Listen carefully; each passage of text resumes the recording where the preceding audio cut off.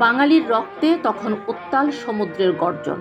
৭১-এর March প্রতিটি দিনই হয়ে উঠছিল এক একটি ইতিহাস। যতই দিন গড়াচ্ছিল, আন্দোলনের তীব্রতা যেন ততই বাড়ছিল।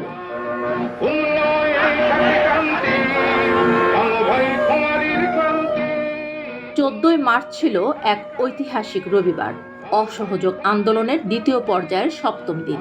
বঙ্গবন্ধু শেখ মুজিবুর রহমান এদিন ঘোষণা করলেন ৩৫টি ঐতিহাসিক নির্দেশনা। এই নির্দেশনাবলীর মাধ্যমে তৎকালীন পূর্ব পাকিস্তানের শাসনভার কার্যত তার হাতে চলে এলো। পরদিন ১৫ই মার্চ সব সংবাদপত্রের প্রধান খবর ছিল বঙ্গবন্ধুর এই ৩৫টি নির্দেশ।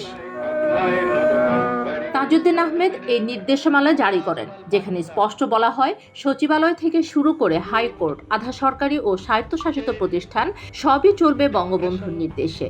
ডিসি ও মহকুমা প্রশাসকদের প্রতি নির্দেশ ছিল অফিস বন্ধ রেখে নিজ এলাকায় শান্তি শৃঙ্খলা বজায় রাখা এবং স্থানীয় সংগ্রাম পরিষদের সঙ্গে নিবিড় যোগাযোগ রক্ষা করা। বাংলার পুলিশ বাহিনীকে বলা হয়েছিল আওয়ামী স্বেচ্ছাসেবক বাহিনীর সহায়তায় দায়িত্ব পালন করতে। সেদিন সকাল ৯:৩০, ধানমন্ডির ৩২ নম্বরের ঐতিহাসিক সেই বাসভবন। ন্যাপ নেতা ওয়ালি খানের সঙ্গে ১.৫ ঘন্টার রুদ্ধদ্বার বৈঠকে বসলেন বঙ্গবন্ধু। সঙ্গে ছিলেন সৈয়দ নজরুল ইসলাম ও AHM কামারুজ্জামান। বৈঠক শেষে সাংবাদিকদের সামনে বঙ্গবন্ধু বললেন, আমাদের সংগ্রাম স্বাধীন বাংলাদেশের স্বাধীন নাগরিক হিসেবে বেঁচে থাকার সংগ্রাম। জনগণের সার্বিক স্বাধীনতা অর্জিত না হওয়া পর্যন্ত এই সংগ্রাম অব্যাহত থাকবে।